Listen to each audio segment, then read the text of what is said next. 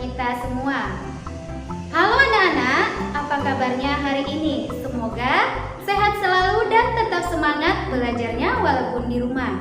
Berjumpa lagi dengan Ibu Nijarsari Hasibuan pada pembelajaran ilmu pengetahuan alam di kelas 7. Pada pertemuan hari ini, kita masuk bab 3 tentang zat dan karakteristiknya. Sebelum kita mulai belajar, kompetensi dasar yang digunakan pada materi zat dan karakteristiknya adalah 3.3 memahami konsep campuran dan zat tunggal atau unsur dan senyawa, sifat fisika dan kimia, perubahan fisika dan kimia dalam kehidupan sehari-hari. 4.3 menyajikan hasil penyelidikan atau karya tentang sifat larutan, perubahan fisika, dan perubahan kimia atau pemisah campuran. Dan tujuan pembelajaran kita hari ini: 1. Siswa dapat mengetahui macam-macam zat berdasarkan keadaannya. 2. Siswa dapat membedakan antara zat cair, zat padat, dan gas. 3. Siswa dapat mengetahui perbedaan antara unsur, senyawa, dan campuran. Segala sesuatu yang ada di bumi tersusun atas materi yang terdiri dari unsur seperti api, air, udara, dan tanah. Lalu, apakah sebenarnya materi atau zat itu? Materi adalah segala sesuatu yang mempunyai massa dan dapat menempati ruang. Adapun klasifikasi materinya, berdasarkan wujudnya, materi dapat dikelompokkan menjadi zat padat, zat cair, dan gas. Contoh zat padat seperti batu, meja, dan lain-lain. Contoh zat cair seperti air, minyak goreng, dan lain-lain. Dan contoh gas seperti angin, uap air, dan lain-lain.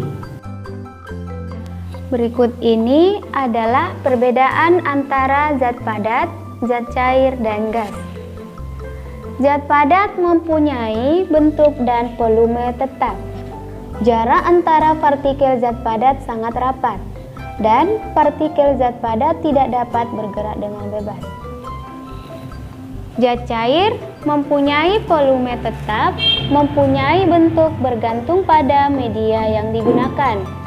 Jarak antara partikel zat cair agak renggang, dan partikel zat cair dapat bergerak bebas namun terbatas. Gas tidak mempunyai volume dan bentuk yang tetap. Jarak antar partikel gas sangat renggang, dan partikel gas dapat bergerak sangat bebas. Baiklah, kita lanjutkan unsur, senyawa, dan campuran. Yang pertama, unsur. Perhatikan semua benda yang ada di sekitarmu. Ada pensil, ada buku, meja, kursi, dan sebagainya. Tersusun dari apakah benda-benda tersebut? Ya, betul. Semua benda yang ada di bumi tersusun dari materi. Berdasarkan komposisinya, materi yang ada di alam dapat diklasifikasikan menjadi zat tunggal dan campuran. Materi terdiri dari zat tunggal dan campuran. Campuran terdiri dari campuran heterogen dan campuran homogen. Dan zat tunggal tersusun dari unsur dan senyawa. Jadi, unsur merupakan zat tunggal yang tidak dapat diubah lagi menjadi zat yang lebih sederhana dengan cara kimia biasa. Bagian terkecil dari unsur adalah atom. Unsur di alam dapat dibagi menjadi dua, yaitu unsur logam dan unsur non-logam. Berikut ini adalah beberapa contoh unsur logam yang dikenal dalam kehidupan sehari-hari. Anak-anak, perhatikan tabel tentang unsur logam dalam kehidupan sehari-hari. Contohnya, nama latinnya aluminium, nama Indonesia aluminium dan lambang unsurnya Al. Contoh yang kedua, nama latinnya natrium, nama Indonesia natrium, dan lambang unsurnya Na. Kemudian, ada juga beberapa contoh unsur non-logam yang dikenal dalam kehidupan sehari-hari. Anak-anak, perhatikan tabel berikut ini. Contohnya, nama Latin oksigen, nama Indonesia oksigen, lambang unsur O. Dan contoh yang kedua, nama Latin hidrogen, nama Indonesia hidrogen, lambang unsur H. Jadi, simbol unsur dibuat untuk memudahkan dalam penulisan unsur, yaitu dengan cara menyingkatnya. Simbol unsur yang saat ini digunakan secara internasional adalah simbol unsur yang diusulkan oleh John Jacob Berzelius. Cara pemberian lambang unsur berdasarkan Berzelius adalah sebagai berikut. 1. Setiap huruf dilambangkan dengan satu huruf, yaitu huruf awal dari nama unsur tersebut.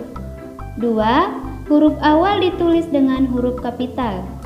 3. Bagi unsur yang memiliki huruf awal sama, ditambahkan atau diberikan satu huruf kecil dari nama unsur tersebut. Contoh, unsur karbon lambangnya dengan C, kalsium dilambangkan dengan Ca. Unsur-unsur tersebut selanjutnya disusun dalam bentuk sistem periode. Unsur seperti ditunjukkan pada gambar berikut ini.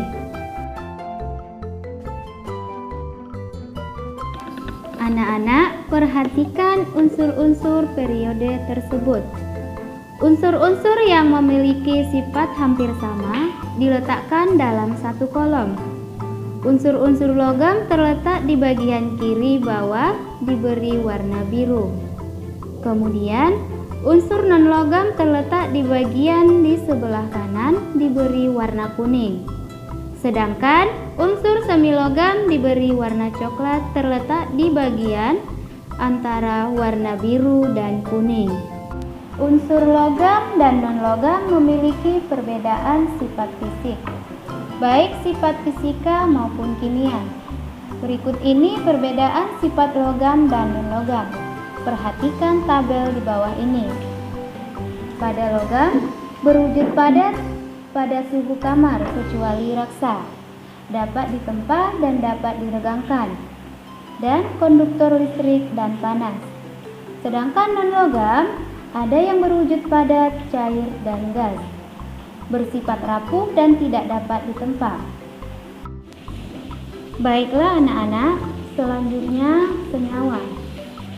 Dalam kehidupan sehari-hari, kita sering menggunakan air, gula, maupun garam, dan lain-lain. Senyawa merupakan zat tunggal yang dapat diuraikan menjadi dua jenis atau lebih sederhana dengan cara kimia. Misalnya, air yang memiliki rumus H2O dapat diuraikan menjadi unsur hidrogen dan oksigen. Perhatikan tabel berikut ini. Air tersusun dari hidrogen dan oksigen. Garam dapur tersusun dari natrium dan klorin. Sedangkan gula tebu atau sukrosa tersusun dari karbon, hidrogen, dan oksigen. Yang ketiga, campuran. Campuran merupakan suatu materi yang terdiri atas dua zat atau lebih dan masih mempunyai sifat zat asalnya. Campuran terdiri atas dua macam, yaitu campuran homogen dan campuran heterogen. Campuran homogen merupakan campuran yang tidak dapat dibedakan zat-zat yang tercampur di dalamnya. Contohnya, larutan gula, sirup, dan lain-lain. Sedangkan campuran heterogen merupakan campuran yang dapat dibedakan zat-zat yang tercampur di dalamnya. Contoh, es campur, air, minyak, dan lain-lain.